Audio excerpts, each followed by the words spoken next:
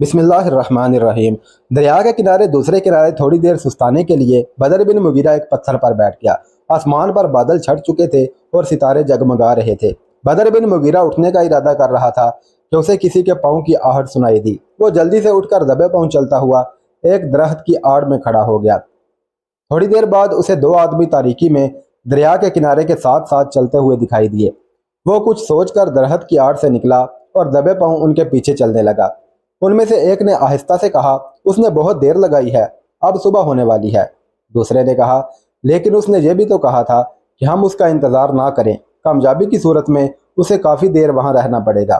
مگر اس نے یہ بھی تو کہا تھا کہ اگر ممکن ہوا تو سیڑھی کے راستے آدمی اتار کر یہیں صحیح حالات سے باخبر کرے گا، پہلے آدمی نے کہا۔ دوسرے نے کہا، ممکن ہے کہ اسے اس بات کا موقع نہ ملا ہو، اگر آپ اور انتظار کرنا چاہتے ہیں تو ہمیں اسی جگہ کھڑے رہنا چاہیے۔ بدر بن مغیرہ نے آواز دی، منصور۔ وہ دونوں رکے اور مڑ کر بھاگتے ہوئے اس کے ساتھ لپٹ گئے۔ دوسرا آدمی بشیر بن حسن تھا۔ اپنے ساتھیوں کی طرف سے سوالات کی بوچھاڑ پر تنگ آ کر بدر بن مغیرہ نے کہا، چلو یہاں سے نکلیں۔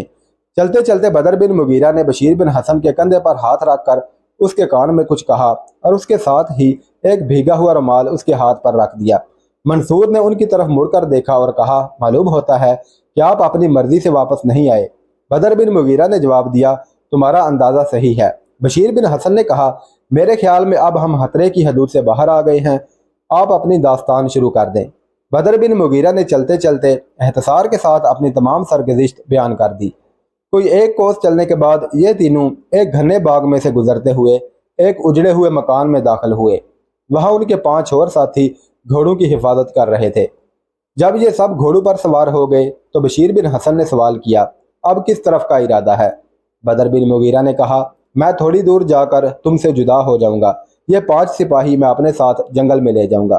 منصور، تم آج صبح ہوتے ہی سلطان کے سپاہیوں کو مالکا بھیج دو اور اپنے ساتھیوں کو لے کر میرے پاس پہنچ جاؤ، اور بشیر تم مالکا جاؤ، وہاں ازوگل اور ازیگری کو تمام واقعات سے آگاہ کرنے کے بعد یہ بتاؤ کہ کچھ عرصہ میرے رپوش ہونے میں بہت سی مصلحتیں ہیں۔ ابو عبداللہ اور اس کے ساتھی فوراً فرڈینینڈ کے پاس میری موت کی اطلاع پہنچائیں گے اور وہ فوراً حملے کے لیے تیار ہو جائے گا۔ ازوگل کو مشورہ دو کہ میدان میں مقابلہ کرنے کی بجائے پیچھے ہٹتا ہوا ہمارے علاقے میں داخل ہو جائے۔ اگر فرڈینینڈ نے تعاقب کیا تو ہم اسے ایک فیصلہ کن شکست دے سکیں گے۔ یہ بھی ممکن ہے کہ وہ ابو عبداللہ کی رضامندی سے غرناطہ کو مستقر بنا کر مالکا کی طرف بڑھنا چاہے۔ اس صورت میں سلطان کی افواج آگے بڑھ کر اسے سرحد پر روکنے کی کوشش کریں اور معمولی لڑائی کے بعد پیچھے ہٹتی ہوئی جنگل میں پہنچ جائیں۔ میں وقت آنے پر ان کی رہنمائی کے لیے تمہیں بھیج دوں گا۔ انہیں یہ بھی تاکید کرنا کہ وہ دونوں صورتوں میں مالکا کی حفاظت کے لیے کم از کم نصف فوج ضرور چھوڑ دے۔ سرحدی عقاب بدر بن مغیرہ کے قتل کی افواہ اندلس کے طول و عرض میں جنگل کی آگ کی طرح پھیل گئی۔ ابو عبداللہ کی خواہش تھی کہ یہ خبر غرناطہ کے عوام تک نہ پہنچے، لیکن ابو داؤد نے مشورہ دیا کہ یہ خبر مشہور ہونے کے بعد ابو الحسن کے حامی مایوس ہو جائیں گے۔ چنانچہ غرناطہ کے بعد زر خرید حتیبوں کو یہ اجازت مل گئی کہ وہ عوام میں سرحدی عقاب بدر بن مغیرہ کے قتل کی خبر نشر کریں۔ فرڈینینڈ کے پاس ابو داؤد نے اپنے ایلچی کو یہ پیغام دے کر بھیج دیا کہ ابو الحسن پر آخری ضرب لگانے کے لیے یہ بہترین موقع ہے۔ ابو عبداللہ اپنے خیال کے مطابق ایک بہت بڑے دشمن سے نجات حاصل کر چکا تھا، تاہم غرناطہ کے قرب و جوار میں سرحدی عقاب کے جابازوں کی موجودگی اس کے لیے کم پریشانی کا باعث نہ تھی۔ لیکن جب اس نے یہ سنا کہ سرحدی عقاب کے ساتھی غرناطہ کے محاصرے کا ارادہ ترک کر کے جا رہے ہیں تو اس کی خوشی کی انتہا نہ رہی۔ 2-3 دن کے بعد اسے یہ خبر ملی کہ وہ مالکا سے بھی ابو الحسن کا ساتھ چھوڑ کر جا رہے ہیں، تو اس نے محل میں جشن منایا اور ملت فروشوں میں انعامات تقسیم کیے۔ چند دنوں کے بعد اس کے پاس فرڈینینڈ کا ایلچی پہنچا اور اس نے اطلاع دی کہ چند ہفتوں تک ہماری فوج اندلس کے جنوبی ساحل تک پہنچ جائے گی۔ فوج کا بیشتر حصہ سرحدی قبائل کی طاقت کو چلنے کے لیے شمال اور مشرق کی طرف سے جبل شلیر کی طرف بڑھے گا اور دوسرا لشکر قادس اور شریش سے مشرق کا رخ کرے گا۔ یہ دونوں افواج سیرا نویدا کے پہاڑوں میں مل جائیں گی اور اس کے بعد ساحلی علاقے کے تمام شہروں پر قبضہ کر لیں گی۔ اتنی دیر میں تم فوراً غرناطہ سے نکل کر مالکا پر حملہ کر دو۔ ہمیں توقع ہے کہ تم اتنی دیر میں مالکا کو فتح کر لو گے، لیکن اگر دشمن کی شدید مدافعت کے باعث، جس کی مجھے توقع نہیں، تم مالکا پر فوراً قبضہ نہ کر سکے تو کاؤس کا حاکم تمہاری مدد کے لیے پہنچ جائے گا۔ ابو عبداللہ اپنے خیال کے مطابق बदर बिन मुगीरा को कत्ल करके फर्डिनेंड के रास्ते के तमाम कांटे साफ कर चुका था। उसे यकीन था कि उसका हलीफ और सरपरस्त उसके कंधों पर किसी और जंग का बोझ नहीं डालेगा। वो मालका पर आंधी की तरह नाज़िल होगा और उसके दुश्मनों को नेस्तो नबूद करने और उसे उंदलस का वाहिद हुक्मरान तस्लीम कराने के बाद वापस चला जाएगा। उसने फर्डिनेंड का पैगाम सुनकर परेशानी की हालत में अबू दाऊद से सवाल किया, क्या फर्डिनेंड को इल्म नहीं कि मौजूदा हालात में मेरे लिए महफूज तरीन जगह अल-हमरा की चार दीवारी है। सरहदी अकाब के कत्ल के बाद गरनाता के अवाम मेरे खिलाफ सख्त मुश्तइल हैं और फौज की तरफ से मुझे ये खदशा है कि अगर मैंने अपने बाप पर चढ़ाई की तो उनमें से बाज़ मेरा साथ छोड़कर उसके साथ जा मिलेंगे। अबू दाऊद फर्डिनेंड की मसलहतों को समझता था। उसे मालूम था कि फर्डिनेंड को अबू अब्दुल्ला पर पूरा एतबार नहीं और वह उससे मालका पर इसलिए हमला करवाना चाहता है कि बाप और बेटे के दरमियान नफरत की हलीज इस कदर वसी हो जाए कि उनके दरमियान मसालिहत का कोई इम्कान बाकी ना रहे। चनाचे उसने जवाब दिया, शायद फर्डिनेंड की यह ख्वाहिश है कि दुश्मन की तवज्जो तीन महाजों पर तकसीम हो जाए। अगर आपने जंग से पहलू तही की तो मुमकिन है कि वो आपकी अयानत का इरादा ही तरक कर दे, इसलिए आपको किसी ताहीर के बगैर मालका पर हमला कर देना चाहिए। सरहदी अकाब और उसके साथी दुश्मन का सबसे बड़ा सहारा थे। सरहदी अकाब बदर बिन मुगीरा मारा जा चुका है और उसके साथी अपने घरों को जा चुके हैं, इसलिए मुमकिन है कि आप फर्डिनेंड की आमद से पहले ही मालका फतह कर लें। मालका की फतह के बाद जनूब के तमाम बागी सरदार और कबाइल आपकी अतात कबूल कर लेंगे और आपको फर्डिनेंड का एहसान नहीं उठाना पड़ेगा। अबू अब्दुल्ला ने कहा, मैं मालका पर हमला करने के लिए तैयार हूँ, लेकिन सिर्फ इसी सूरत में कि जब फर्डिनेंड की अफवाज सरहदी इलाके में दाखिल हो चुकी हों। अबू दाऊद ने कहा, अगर हुक्म हो तो मैं ये जवाब लिख भेजूँ? हाँ, लेकिन इस तरह लिखिए कि बादशाह ये ख्याल ना करे कि मैं बुज़दिल हूँ, मैं सिर्फ मोहतात रहना चाहता हूँ। अबुल हसन मफलूज और नाबीना हो चुका था। उमरा के इसरार पर उसने अपने भाई अज़ुगल को अपना जानशीन बना दिया। फर्डिनेंड अपनी लातादाद फौज के साथ कस्तला से निकला और कुर्तबा के पास पड़ाव डालकर उंदलस में मुसलमानों के आखिरी दिफाई किले पर फैसला कुन ज़रब लगाने की तैयारियां करने लगा। उसने शुरेश, अशबिलिया और काउस के ईसाई उमरा को हुक्म दिया कि वो गरनाता के जनूब मशरक के शहरों को तहतो तराज करते हुए सहरा नवेदा का रुख करें और बाकी फौज को एक तजर्बाकार जर्नैल की क़यादत में शुमाल मशरक के रास्ते सरहदी कबाइल की सरकूबी के लिए रवाना कर दिया। जब फर्डिनेंड की अफवाज बदर बिन मुगीरा के आज़ाद इलाके में दाखिल हुई तो उन्हें अकब और बाजुओं से इक्का दुक्का हमलों के सिवा किसी ज़बरदस्त मुज़ाहमत का सामना ना करना पड़ा। ईसाइयों ने अपने रास्ते की बहुत सी बस्तियां तबाह बर्बाद कर डाली और वह बढ़ते हुए हौसलों के साथ सरहदी अकाब की ज़मीन पर पेश कदमी करते रहे। एक दिन उनके सिपा सालार ने एक वीरान कला पर कब्जा करने के बाद अपने सिपाहियों के सामने तकरीर करते हुए कहा, बहादुरों, यह वो इलाका है जहाँ सरहदी अकाब की इजाज़त के बगैर कोई परिंदा भी पर नहीं मार सकता था।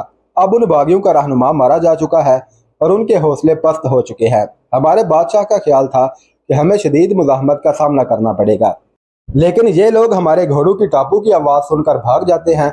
हमारी तलवारें दुश्मन के खून की प्यासी हैं, लेकिन मालूम होता है कि जब तक हम मालका नहीं पहुंचते उनकी प्यास ना बुझ सकेगी। इसलिए हमें रास्ते में आराम किए बगैर आगे बढ़ना चाहिए। कहीं ऐसा ना हो कि हमारे वो भाई जो काउस की तरफ से मालका का रुख कर रहे हैं हमसे सबकत ले जाएं। अगले दिन जब वो एक जंगल से गुजर रहे थे उन्हें गैर मुतवक्के हालात का सामना करना पड़ा।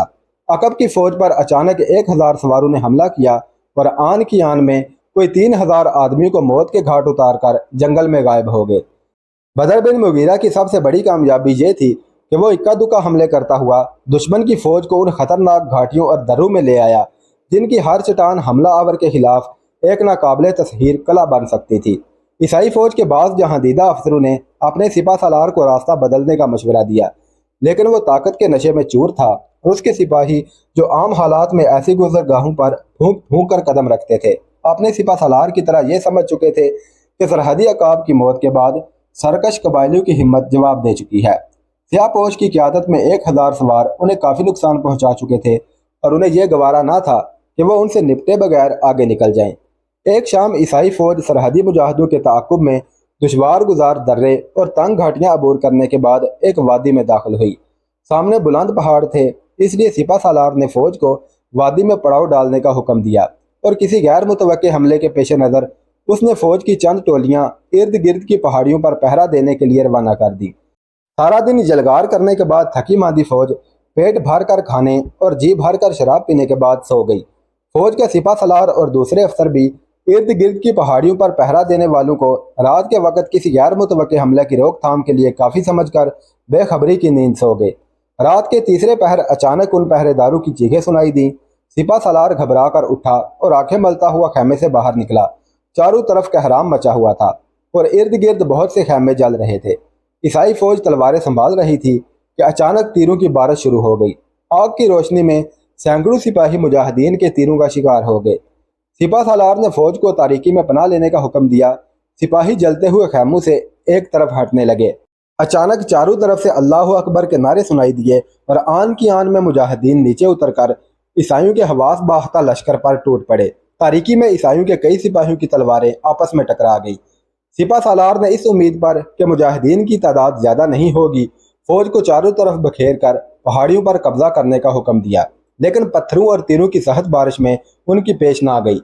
صبح کے آثار نمودار ہونے تک نصرانیوں کی یہ حالت تھی کہ افسر کو اپنے سپاہیوں اور سپاہیوں کو اپنے افسر کی خبر نہ تھی۔ وہ درختوں اور پتھروں کی آڑ میں چھپ چھپ کر اپنی جانیں بچانے کی کوشش کر رہے تھے۔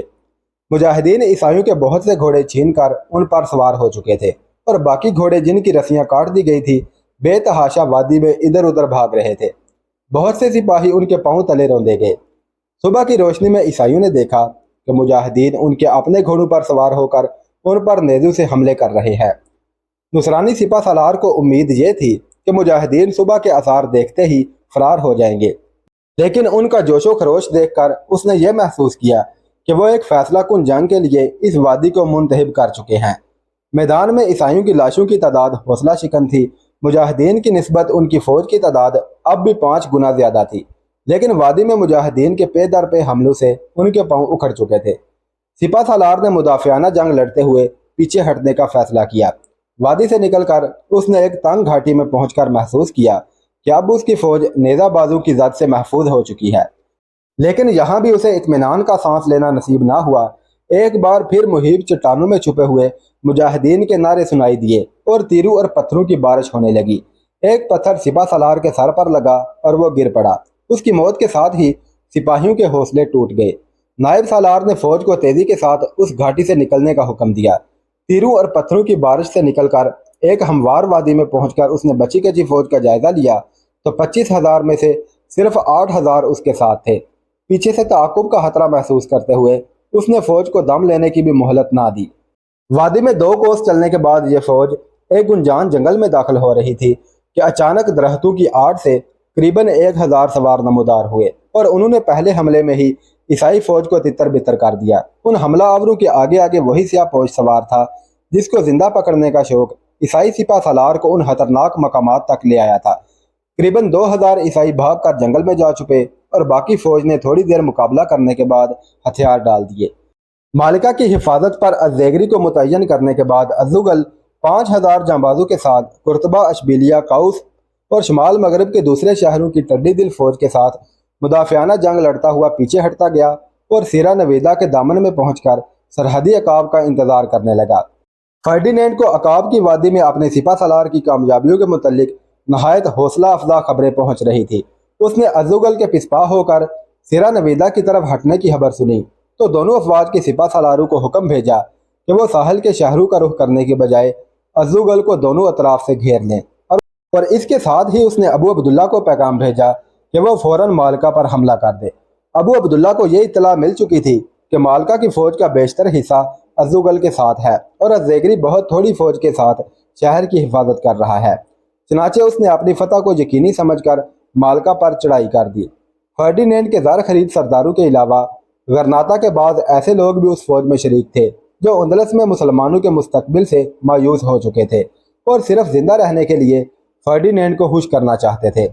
جس روز ابو عبداللہ اپنی فوج کے ساتھ غرناطہ سے نکلا، اس سے ایک دن قبل سرحدی عقاب کی وادی میں فرڈینینڈ کی فوج کا صفایا ہو چکا تھا اور اس سے 3 دن بعد سرحدی عقاب کے جانباز ازوغل کے جھنڈے تلے جمع ہو چکے تھے۔ ازوغل کی فوج دشمن کی تعداد سے خائف تھی، لیکن شاندار فتح کی خبر سن کر ان کے حوصلے بڑھ گئے۔ ازوغل نے بدر بن مغیرہ اور منصور بن احمد کے ساتھ اپنی قیام گاہ کے ارد گرد تمام چوکیوں کا معائنہ کیا۔ بدر بن مغیرہ کے اپنے آدمیوں کے سوا کسی اور کو علم نہ تھا کہ وہ زندہ ہے۔ سپاہی ازوغل کے ساتھ ایک نقاب پوش کو دیکھتے اور یہ سمجھتے کہ بدر بن مغیرہ کے چھن جانے کے بعد قدرت نے انہیں ایک نیا مددگار عطا کیا ہے۔ اس کی قیامگاہ فوج کے پڑاؤ سے کچھ دور تھی اور ازدگل کے چند چیدہ افسروں کے سوا جو اس راز سے واقف تھے کسی اور کو وہاں جانے کی اجازت نہ تھی۔ الپ قذرہ کے جنگجو قبائل جوک در جوک ازدگل کے جھنڈے تلے جمع ہو رہے تھے۔ مدت کے بعد انہیں عقاب کی وادی کے مجاہدین کے دوش بدوش لڑنے کا موقع ملا تھا۔ چونکہ منصور بن احمد کو بدر بن مغیرہ کا جانشین سمجھا جاتا تھا، اس لیے انہوں نے ازدگل سے درخواست کی کہ ان کی قیادت منصور بن احمد کے سپرد کی جائے۔ منصور نے بدر بن مغیرہ کی ہدایات کے مطابق جنگ کا نقشہ تیار کیا اور قبائلی مجاہدین کو تمام راستوں پر پھیلا دیا اور انہیں ہدایت کی کہ جوں عیسائیوں کی فوج آگے بڑھتی آئے وہ عقب سے اس کے پیچھے ہٹنے کے راستوں کی ناکہ بندی کرتے آئے۔ یہ لشکر عقاب کی وادی پر حملہ کرنے والی فوج کے انجام سے بے خبر تھا۔ 5 دن سیرا نویدا کے دامن میں پڑاؤ ڈال کر اس کے سپہ سالار کے پیغام کا انتظار کرتا رہا، لیکن قبائلی مجاہدین نے چند بار شب خون مار کر انہیں آگے بڑھنے پر مجبور کر دیا۔ 3 دن کی پیش قدمی کے دوران چند بستیاں جلانے اور چند مردوں اور عورتوں کو قید کرنے کے بعد فرڈینینڈ کا لشکر اس خطرناک علاقے میں داخل ہو چکا تھا جہاں سرحد کے عقاب بے قراری سے اس کا انتظار کر رہے تھے۔ بدر بن مغیرہ نے اپنے چنے ہوئے 1000 جانبازوں کے ساتھ دشمن کے ہراول دستے پر حملہ کیا اور آن کی آن میں انہیں تتر بتر کر کے پہاڑوں میں روپوش ہو گیا۔ عیسائی سپہ سالار صورتحال کا اندازہ کر رہا تھا کہ عقب سے قبائلیوں کے حملے کی خبر ملی۔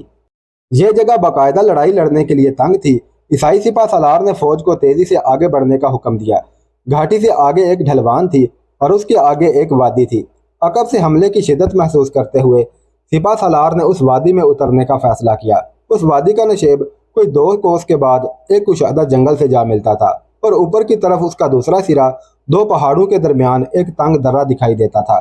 جنگل میں سپہ سالار قبائلی حملہ آوروں کو بہت خطرناک سمجھتا تھا اور دوسری طرف اسے کسی تنگ درے میں گھر جانے کا خطرہ تھا۔ اس نے فوج کو رکنے کا حکم دے کر ہراول دستے راستہ دیکھنے کے لیے دونوں طرف روانہ کر دیے اور خود حملہ آوروں کا انتظار کرنے لگا۔ تھوڑی دیر میں اس کی فوج کے عقبی دستے بھی پہنچ گئے اور انہوں نے اطلاع دی کہ حملہ آور ان کے جوابی حملوں سے پسپا ہو گئے ہیں۔ ہراول دستے کے جو سپاہی وادی کے نشیب کی طرف گئے تھے جنگل میں داخل ہوتے ہی نیزوں کی بوچھاڑ کا سامنا کرنے کے بعد لوٹ آئے اور انہوں نے واپس آ کر اطلاع دی کہ یہ جنگل تیر اندازوں سے بھرا پڑا ہے۔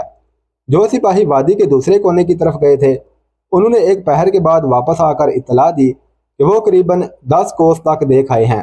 وادی کا یہ سرا کہیں تنگ اور کہیں کشادہ ہے، دونوں طرف پہاڑیاں کافی بلند ہیں، راستے میں ہمیں دشمن کا کوئی سپاہی نہیں ملا۔ چند چرواہوں نے بتایا ہے کہ یہ وادی 2 دن کی مسافت کے بعد اس زرخیز علاقے سے جا ملتی ہے جہاں سے الپ گزرہ کے قبائل کی بستیاں شروع ہوتی ہیں۔ عیسائی سپہ سالار کو یہ راستہ بھی خطرناک دکھائی دیا، لیکن اس وادی میں پڑاؤ ڈالنے کے بعد بھی اسے چاروں طرف سے گھر جانے کا خطرہ تھا۔ اسے یہ بھی خطرہ تھا کہ اگر حملہ آوروں نے جنگل اور پہاڑوں سے نکل کر اس کے ساتھ باقاعدہ جنگ نہ کی تو بھی وہ شب خون مار کر اسے کافی نقصان پہنچاتے رہیں گے۔ اس کے سامنے سیرا نویدا کے بلند پہاڑ تھے، بائیں طرف وہ جنگل تھا جس میں دشمن کو صاف کر کے آگے بڑھنا ناممکن تھا۔ عقب میں ڈھلوان تھی جس کی طرف لوٹ کر اسے پھر ایک بار تنگ گھاٹیوں سے گزرنا پڑتا جنہیں عبور کرتے ہوئے وہ کافی نقصان اٹھا چکا تھا۔ اسے یہ بھی احساس تھا کہ جنگل میں چھپی ہوئی فوج اس کے واپس مڑتے ہی پہاڑیوں پر پہنچ کر اس کا راستہ روک لے گی۔ ناچار اس نے دائیں ہاتھ مڑنے کا فیصلہ کیا۔ جب یہ وادی تنگ ہو جاتی پیادہ فوج کے سپاہی دشمن کے پتھروں اور تیروں سے محفوظ رہنے کے لیے دونوں کناروں کی پہاڑیوں پر چڑھ جاتے، اور جب یہ وادی کشادہ ہو جاتی تو وہ بلندی کے دشوار گزار راستے چھوڑ کر سواروں کے ساتھ جا ملتے۔ وہ شام تک اسی طرح چلتے رہے اور راستے میں کوئی حادثہ پیش نہ آیا۔